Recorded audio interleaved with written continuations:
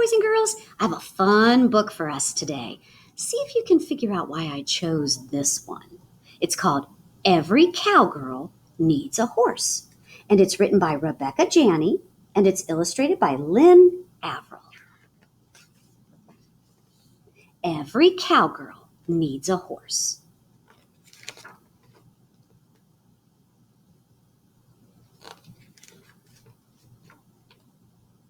I'm a cowgirl from head to toe, and every cowgirl needs a horse.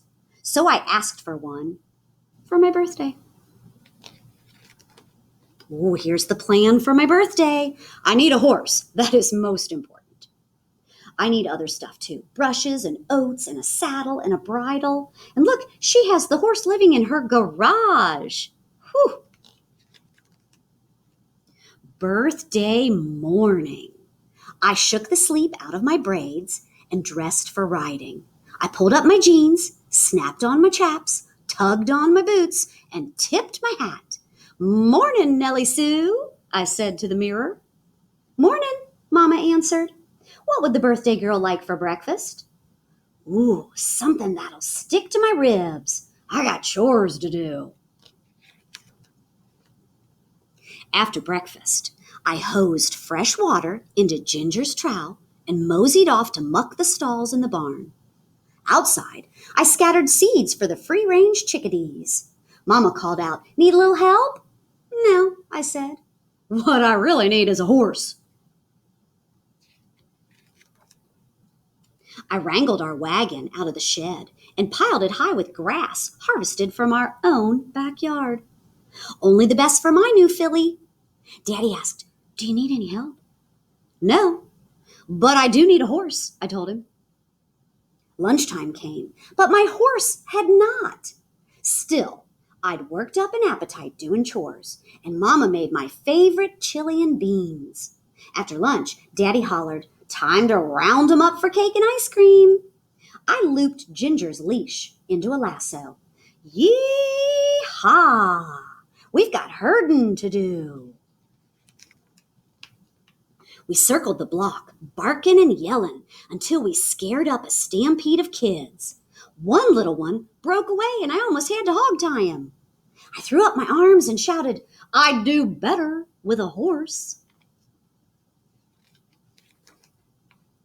As soon as the herd gathered, Mama passed out Johnny cakes. I strummed my guitar while we all sang "Happy Birthday" and "Home on the Range," and enjoyed a good time around the campfire.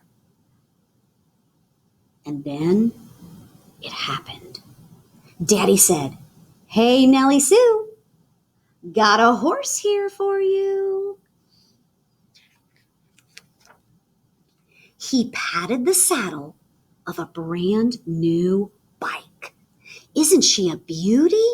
She has a shiny silver coat with a bright pink saddle and a pale pink mane." "Well, you gonna ride her?"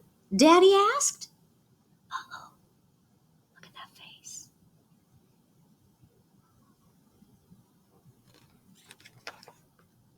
All eyes were on me, and I felt like I swallowed a hail bay.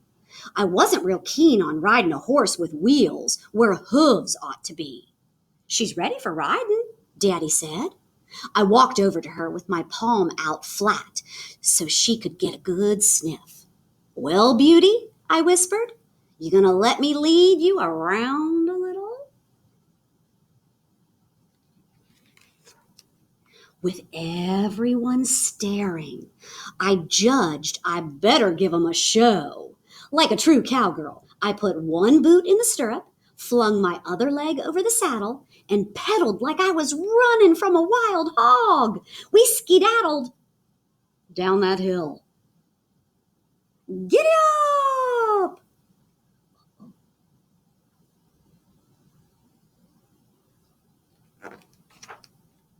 Straight over the chicken wire fence and into the garden, right in the middle of Mama's tomatoes. Thud, smack, wham! Ooh, that was a big crash.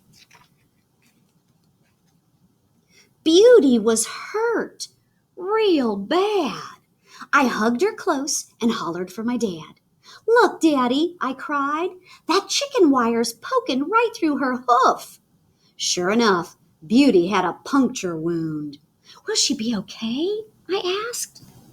Daddy wrapped up Beauty's wound, pumped her full of medicine, and said, Well, now she's as good as new. That girl, I whispered, holding her steady. Hey, look at that face. I think she's falling in love with her horse. Beauty seemed taller and wiser, too. But maybe that was me getting a little horse sense of my own. Beauty, I told her, a real cowgirl always gets back in the saddle. Let's do it. I stuck my boots in the stirrups and grabbed the reins. Beauty held her head high and cantered along, gaining speed. My braids blew like kite tails as we galloped down the slope, and I grinned until I could taste the wind. Yes, sir. I'm a cowgirl from head to toe, and all a cowgirl really needs is a horse. And I do have that. I hope you liked it. Ask yourself, why did Mrs. Smith pick this book today? I bet you can figure it out.